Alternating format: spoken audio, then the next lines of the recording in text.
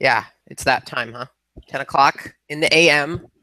Um, so we wanted to talk today about patient retention. We want to talk about, I mean, obviously, our live casts are pretty free-form discussions about all kinds of stuff, and we have different guests and talk about different things. But I think it actually is a pretty important topic now that we're starting to head towards the holidays and things like that. I mean, that's one of the biggest things I remember hearing is, we're heading into the holidays and patients are coming up with excuses for not taking care of themselves, for not, I don't need to go see the doctor. I don't need to go get my regular adjustment. I don't need to see my physical therapist because I need to buy a turkey and I need to get presents for my children. Well, it's not just the holidays, Ruben. We just ran the numbers. Actually, over the last 3 years, and my technology team was happy about this because I ran numbers across all of our practices, and I did so late at night, so it shouldn't have hit the servers too hard. But there's a 15% increase on average in patient attrition just moving into September. Right. So, not only is it just the holidays, but patient attrition is a problem for across the board. Very few practices that I saw were not affected by at least 5%. Some were affected by up to 30% increases, 35 even in some extreme cases, increases in patient attrition. What are the cause of it? People get busy, right? The school year starts. There's less time. There's lots more things that need to happen.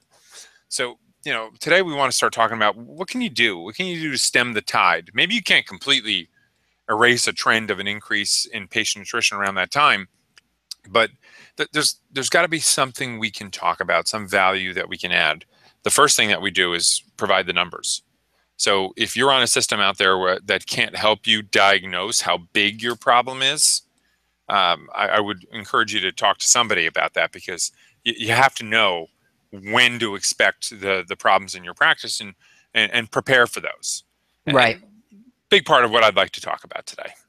Yeah, and I mean, one of the things,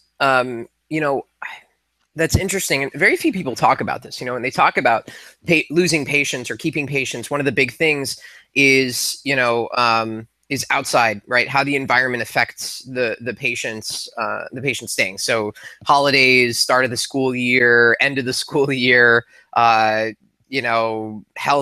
health issues. I mean, the list goes on and on. But no one ever talks about the staff, the effect on the staff, not just of how you're managing them, but also just environmental effects on them too. So like the exact same excuses, holidays and things like that, we know that they affect patients and staff. I mean, it's all one community. And so they are also affected.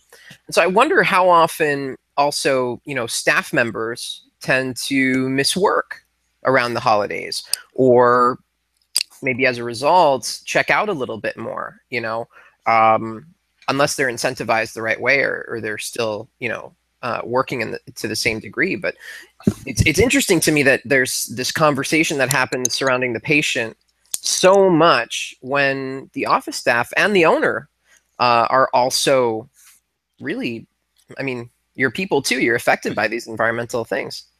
Well, accountability is accountability, and practice owners, in my experience, they're interested in a healthy practice and bottom line year round. Every day is Christmas to them.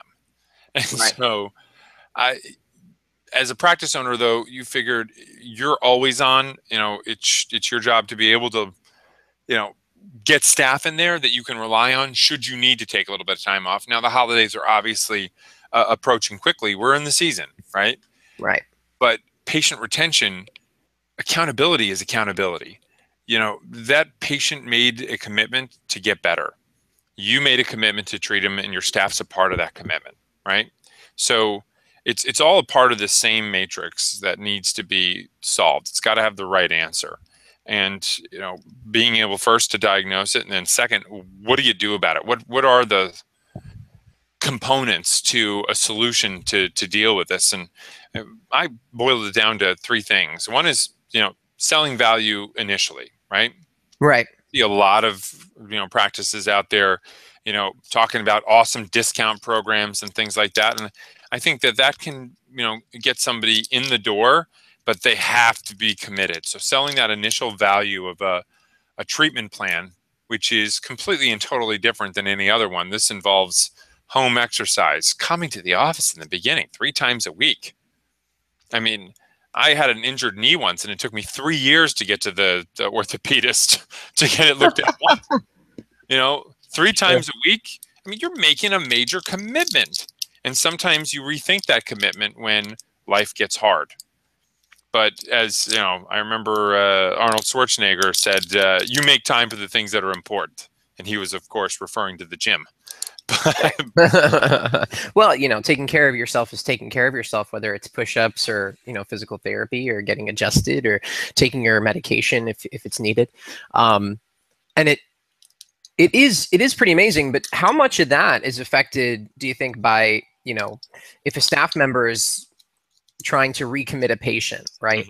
And generally you might break these things up really into 2 categories, right? When you want to maximize patient retention, you want to be able to clearly understand and know that your staff is just as effective in calling back on no-shows, patients that don't have future appointments scheduled, that kind of thing. Statistically, you want to be able to track those metrics. But then on the other end of it, you also, I mean, how easy is it for a staff member when they're on the phone with someone around Thanksgiving to empathize and say, yeah, I'm also excited. My family's in town. I totally get your excuse. So don't worry about it. Whereas maybe a month earlier, they would have said, no, that's no excuse. You're gonna get sick. You're never going to get better this way. You got to come back in. That's crazy. Yeah. The practice owner can't talk to everyone every time, right? Yeah. And even, but how much of that might even affect the practice owner around the holidays, certain times of the year that strike them more to the core. I mean, it's interesting because, they'll say a lot of people will focus on one or the other and not recognize that both are intricately connected. Inextricably, right? You're either committed to that patient's health, regardless of the time of the year, or you're not. Now, everybody's human. Everybody falls down a little bit, but understanding the scope of your problem has to be where you start. So I'll take a half a step back. Those practice owners are typically not going to be okay with forget 5%, 30% increase in patient attrition, starting from the school year, moving through the end of the year. That is a lot of loss. And if they understand the scope of it, they might commit to doing something about it. Just like when somebody walks in their office who, has minor pain, they talk to them about the long-term effects of how this is going to, keep them from reaching their goals in life. So I want to make sure that practice owners know that, seeing a 15% on average dip in this case, increase in patient attrition can really affect their practice's bottom line. Because those are patient relationships at risk. It's not just 15% of your revenue, it's 15% of your patient base. And that's huge. Yeah. And when you truly value a practice, the value of a patient is so far beyond their next visit, or even their lifetime number of visits and revenue. I was just talking to a practice the other day that does about 2,000 visits between 2 locations every month. Yeah. Wow. And you think about, and they're trying to evaluate, what we do and the value we provide and all that. And they're saying, well, this is the value that my patients bring me now. And it's almost like, yes, but the value of each of those patients, I mean, how many referrals do you get from each of those patients on average? How many have already referred? Let's say that half have already referred. Well, you've got 1,000 patients that might make 2 referrals each, leading to 3,000 claims a month. Yeah. And so when you try to value your practice, oftentimes you're underestimating a conservative value, a conservative valuation. And I wonder how often, something like that is communicated to staff, so they know that if they know that they're going to have kind of a slowdown in terms of their motivation around the holidays, simply because their priorities shift a little bit, how much preparatory work can be done ahead of the holidays to kind of front load and mitigate that. Well, drawing a little bit of a parallel, I'm on a lot of email distribution lists for our doctors. And the barrage of warnings that I see doctors giving to patients about, do not let the holiday get you from a health perspective. Don't Right. give in to the temptations. You're gonna regret it. Don't eat the donuts. Don't if it was just donuts, I'm sure it would be okay, but it's more than that. So, Yeah. my warning to them would be the same for their practice. Hold that staff accountable, hold your patients accountable, hold yourself accountable, and make sure that your practice doesn't suffer as a result of it, because those patients need you. They need you to hold them accountable. Everybody hates that person that puts a little bit of pressure on them in the beginning, but they always thank them when they hit their goals at the end, always. Yeah. And I mean, one of the things that I see, practices that don't see such a slowdown around the holidays, they're more active during the holidays with their community than outside of it. You look at people like motivational speakers, like a Tony Robbins type person who does around the holidays, around Thanksgiving specifically, does a food drive. Yeah. And feeds and does fundraisers to feed tens of millions of people. That to me seems like a great way to keep your staff motivated through the holidays, is actually to integrate them into a tradition. I mean, it comes down to patterns of behavior, right? So if you're able to take a pattern like that helps you grow your business, like doing a food drive, to your practice and to your staff, now your staff brings their family along, and suddenly it's this huge community event. It's almost like a community center throwing a fundraiser, or a 5K. It's basically, you're doing that for a profit. Maybe that event's not for a profit, but in general, you're doing it for a for-profit business, with the focus on your patients. Well, it's a classic 2 birds with 1 stone, right? You get to remind people of their health commitments and do, well, maybe 3 birds with 1 stone in this particular case. Grow a community, a sense of belonging, and then third, actually do something good for those who are less fortunate. That's actually a fantastic idea. I do like, anything that you can do together in service typically brings people together much more closely. It's been my experience. Yeah. But again, remembering that there's more than one way than just implementing reminder calls, right? Right. Making sure you're sending them an email about their, extraordinarily edema or lower back pain or fixation, whatever it is that they have. Those are good things to do, but these are alternatives to stemming the tide of growing attrition during a time of year where we see it consistently. And practice owners, I hope, will respond to that. Yeah, and I wonder how much of that is actually just even a minimum effort. The reminder calls, the emails, the phone call reminders. I wonder how much of that is simply a minimum necessary at this point today, and everything outside of that, the events, the dinner with the doc, the 5Ks, the fundraisers, all that stuff, is value add that if you really want to front load, or if you want to prevent holiday attrition, beginning of the school year attrition, you have to take that into account. You have to be doing something like that. Maybe not every day, but certainly, I mean, a dinner with the doc once a month, a fundraiser every quarter, something where you're, and you're doing it in such a way that you don't make your patients feel like you're simply looking to pull more money from them, but you're actually trying to exert an effort or a force into the community beyond the individual patient. Because I mean, I think you're right. When people feel like they're part of something greater than themselves, they attach themselves more to it, more strongly.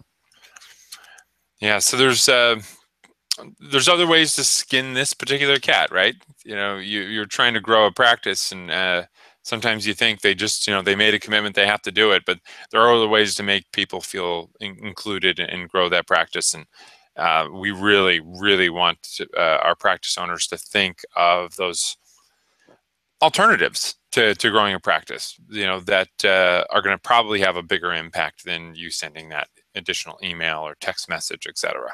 Yeah. Yeah, no, it's got to be. I mean, there's also, Well, you think about some of the things that should be done today that can't be done, right? So there are a lot of people still that are not using FBN Shop for their e-commerce, right? So if you haven't, fbnshop.com, you can set up a free store and basically any product that you're offering your patients, from pillows to kinesiotape to even supplements, they can get all that stuff online. I wonder how much of that is affected or would improve patient retention if you were able to highlight certain things that helped more specifically around certain times of the year. There's got to be some additional benefit, right? I mean, but also sometimes targeting your stronger patients to reach out to those ones that are struggling with their commitment. We see that, kind of designating brand ambassadors has worked quite a bit. I was with a practice just yesterday in Maryland where I learned a little bit more about this, and they actually, you can't, compliantly pay these people, but you can offer them experiences, and things in your office to incentivize them, because they're already on your mission, to contact, reach out, and even help organize some of those events that will bring I kind of just refer to them as weaker patients. They're certainly just as valuable as everybody else, to actually. Sure, but maybe more, you might even call them like a fringe patient, because in general, and this is something that a lot of practice owners like to do, is think about your practice less as a business, or even as like a healthcare practice, and more of a community. Think of it more as as a group of people trying to get to a common goal. And when you do that, your weak patients turn into fringe members. And fringe members actually are great because they're the people that are kind of on the outside looking in. And as soon as you invite them, there's that feeling of, oh, well, I'm not that odd person out at the party who doesn't feel like they belong. Now I'm the person that everybody wants to hang out with, instead of looking at them as a number.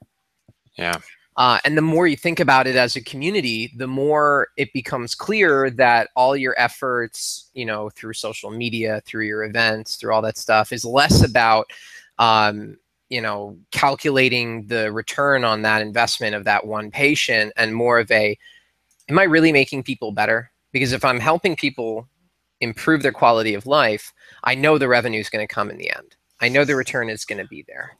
It's not like what we do on the technology side, offering platform as a service, where there are hundreds of people that we need to support, and that we need to be able to support thousands of users, across all their practices.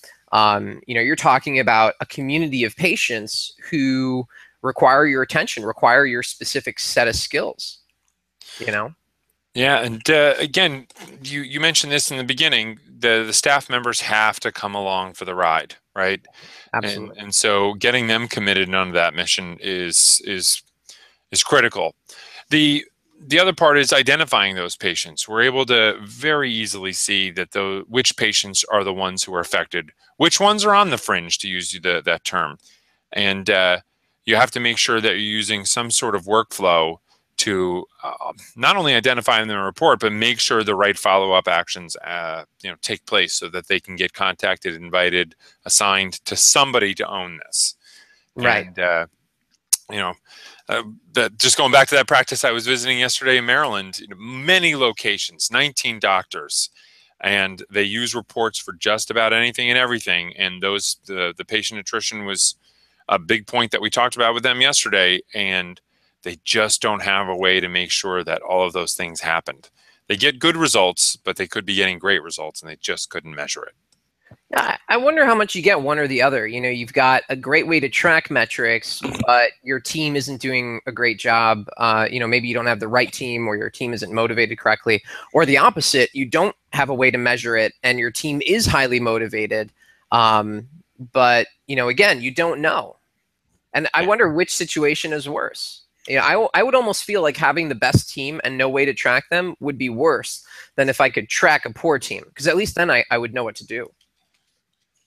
Yeah, that's it's one of those things where You have to have visibility. You can't run a business without transparency or visibility. But if you're still paralyzed with what to do next and how to handle it, visibility isn't that helpful, right? So a lot of times people are like, I don't need that transparency, I don't need that visibility, because they don't know what to do next. And in Right. this particular situation, setting up the workflow where somebody's assigned something that you have a mechanism to follow up very easily, especially when it comes to patient attrition, right? That patient relationship, as you started to kind of go over the overall value of it, that the dominoes that fall after that patient leaves, of not getting the referrals, of not seeing the full treatment plan come to fruition, ends up being thousands and thousands of dollars and other patients that you could have helped. Yeah. And so those things cannot be forgot. And so Yeah. I urge practice owners to make sure they talk to someone like coaches on our team, or maybe even some of our consultants, to figure out how they could do that if they're not doing it already. Well, that's the amazing thing is, the people that aren't tracking their metrics, who are kind of limping along and don't know why. When you're looking at, I mean, one of the biggest things that we're talking about is ICD-10, right? Is the whole issue that we're trying to address over all these live casts, now and moving forward until this whole thing kind of straightens itself out. One of the silliest things I see is companies out there that are telling their clients, their practices, don't worry, we're going to do webinars on ICD-10 for you.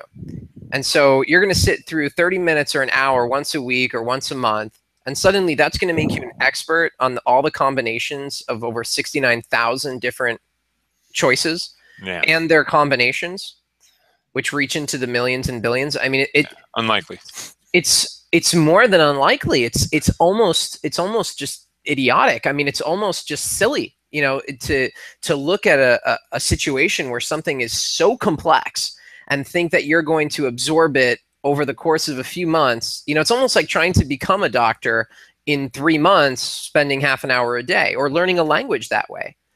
It just, you can't do it. You need immersion. You need to be in it constantly, or you need to have a really amazing translation system. Like for a language, for example, you need to have that Star Trek communicator, right? That thing that instantly translates back and forth so that you don't need to worry about it.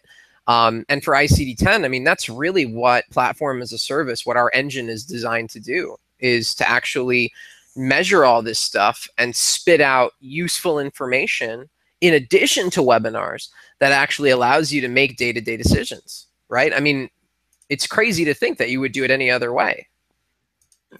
Absolutely. And then the other thing I would mention, the last thing I had on my list of things going over, is reselling that value. Yeah. Reuven, a lot of times you've got a patient that is on the fringe, but you don't know it, right? Mm-hmm. And your standard process is to treat everyone like they're a rock star patient.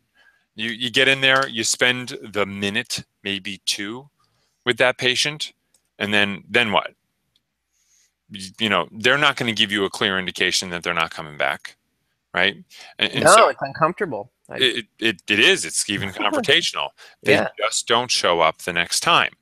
And so how to recognize that, much more challenging than would be expected. But most of our successful practices, and what I'm seeing as a best practice, is to make sure that you have at least a process in place that allows you to go over whether or not they're on track for hitting their health goals, so you can see a sign or two. You'll have the opportunity at least to see if they are or are not on the same mission anymore, with the same strength and tenacity that they were when you originally committed them. And so the best practices are going to make that commitment. The how-to, the nuts and bolts of making that happen, that's a little different, right? We got to make sure that that practices know how to connect with those patients. But we do have some tools, because we are a platform, that help with that. Because although we're a software as a service platform, we do see two things happen, right? Let's just say you need a tool to help you. like 3DRX, or somebody is not actually seeing their full potential because they don't have the ability to actually get their exercises done, right? Something's got to give, and we've got to give people those tools. Yeah, and I mean, when you think about platform as a service versus software as a service, and I just wrote an article for American Chiropractor about this. One of the advantages of what we do versus a lot of systems out there is those systems are designed to solve a single problem, whereas our engine has been customized to solve individual problems across many different vendors. So whether you're talking about a straight chiropractic clinic through Genesis, you're talking about an integrated practice through, medically integrated, you're talking about, a mental health practice, or a local practice through Affinity, physical therapy through Billing Dynamics. I mean, and, of course, chiropractic through Lifetime Chiro Solutions. Whatever the specific problem you're trying to solve, not only are we able to help coaches and business owners, medical billing companies, target specific people with specific problems, customize and solve those problems, but also at a larger level across all specialties, gather that information about those ICD-10 codes, correlate that data, and actually make useful contributions to maximizing reimbursement, maximizing patient outcome, as opposed to, a single or a couple billing experts trying to give you years worth of knowledge in a 30 to 60 minute session. Concentrated time. It's crazy. Nah, it's just silly. It's silly, and it's what we see. How often do clients in any of our clients, they go out, they say, you know what, I'm going to go try this software. They come back after 2 months, they go, oh my God, what did I just do? I just created a huge problem. I made a huge mistake. We've heard it. Yeah, I made a huge mistake. And then they pay for it, not just in revenue, but they pay for it in patients. Their community is harmed because the thing that helps them track their community and keep everyone accountable and, and take care of their patients suddenly is gone and replaced by this thing that just does not solve the problem. Yeah. It's one of those, everybody wants the information now, but you just can't handle it now. We were with an office manager yesterday, an office manager. Mm-hmm. That's an understatement. Yeah. She's the administrative lead of many, many locations. And so she's the lead on that. And in this situation, she wanted a training session, and the doctors who own the practice, remember this? It's going to be useful in 3 months if we get started. No, right now we need to know the how-to. How would this help us? How would this, make us more efficient versus what we're doing right now? Right. And, a lot of times you're going to have to learn on the job. In this, you're never going to close your practice to do it virtually for a little while, right? You're going to implement something new, like most of our practice owners do, while the plane is in mid-flight, mid-air. Yeah, and that's kind of the reality of it. Most people don't have the luxury of having multiple planes in the air and some on the ground being retrofitted and kind of circling them out like airlines do. Most people are in the process of putting a new wing on a plane while the plane is flying and hoping that it doesn't fall out of the sky while that happens, or changing an engine. It's crazy. Yeah, we see that. And, are there a few bumps? Is there turbulence? Always.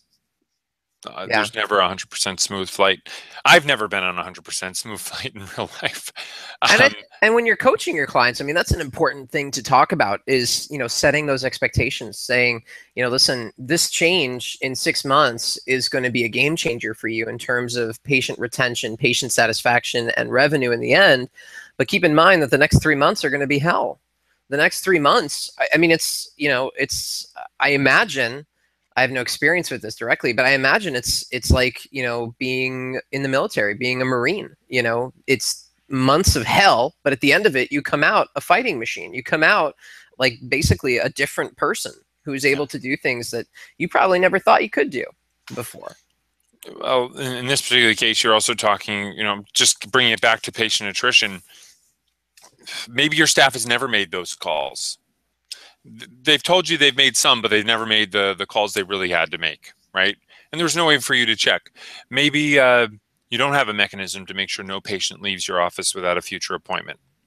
All right. You've never run community events before. You've never tried to create a sense of community. That step in the dark is hard, but Yeah. that step in the dark is what's going to differentiate your practice from any other health experience that a patient's going to have. Yeah, and being able to track all that is key. I mean, having those repeatable ways to implement things, and not have to rely on one-off sessions or one-off things that are really supposed to be designed to motivate you to keep you going, as opposed to repeat things that should be automated. I mean, those are going to be critical. But all right, so you might have noticed, of course, each time we do a live cast, we promote one of our products. This time it was Treat or Be Treated, but we've got 2 other books. We got another book coming, Q1 of 2016, and then of course we've got our mobile app coming, also Q1 2016. That'll actually be really cool. And then, one of the big things that we're talking about is social media and HIPAA compliance. So we'll talk a little bit more about that as ICD-10 starts to kind of equalize a little bit. But one of the big things that we're going to be talking about is, a lot of the legality surrounding using Facebook and LinkedIn, Twitter, to actually discuss patient cases, and how you can really put yourself at risk by doing that, even in closed groups. So that'll be interesting, and we'll look forward to talking to everybody next week. All right. Thanks. Bye. Bye.